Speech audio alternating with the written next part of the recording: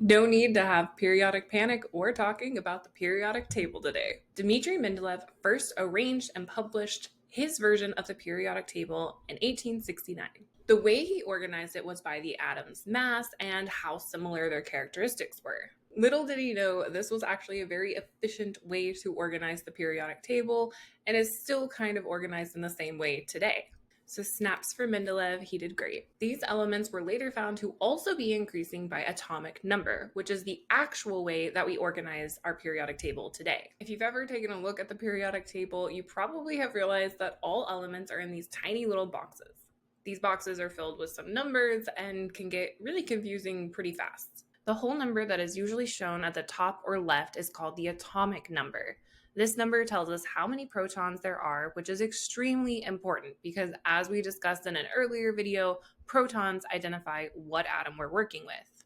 The number that is in decimal form is called the atomic mass and is usually at the bottom of the box. This describes the atom's protons and neutrons. Even though Mendeleev didn't know it at the time, his organization by atomic mass did a near perfect organization of our atoms. So diving deeper, let's take a look at the big picture of our periodic table.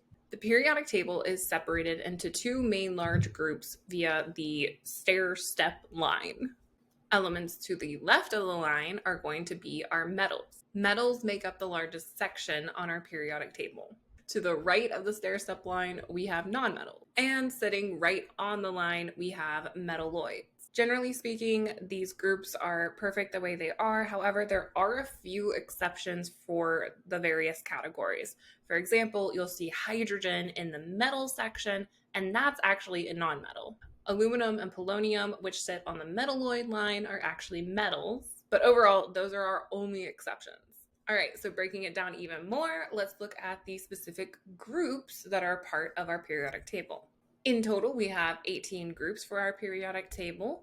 These groups are often referred to as families because they have very similar characteristics, much like how you have very similar characteristics to your family. However, instead of genetics, these atoms share in common their valence electrons. Group 1 is called the alkali metals, and they are known for being the most reactive group out of all our periodic table. Group 2 is called our alkaline earth metals, and they are also very reactive. The large middle section encompassing groups 3 through 12 are known as our transition metals, and those are kind of their own thing. They don't really like to follow rules that we'll talk about later on. On the right side of the table, we have important groups like group 17, which are our halogens or salt formers, and group 18, which are our noble gases and are considered to be inert atoms or non-reactive atoms. The final way the periodic table is organized is by periods themselves. The periodic table is broken into 7 different periods. Unlike our groups, elements in periods don't have the same similar characteristics. They're not like families, but maybe more like friends, like they share things in common, but they don't have the same genetics or anything. So they all have a different number of valence electrons. However, they do share in common their number of energy levels that hold all of their electrons. For example, lithium is in period 2, so it will have 2 energy levels to hold all of its electrons. You may have noticed the 2 rows at the very bottom of the periodic table, these right here, and wondered why are they there. These are called the lanthanide and actinide series.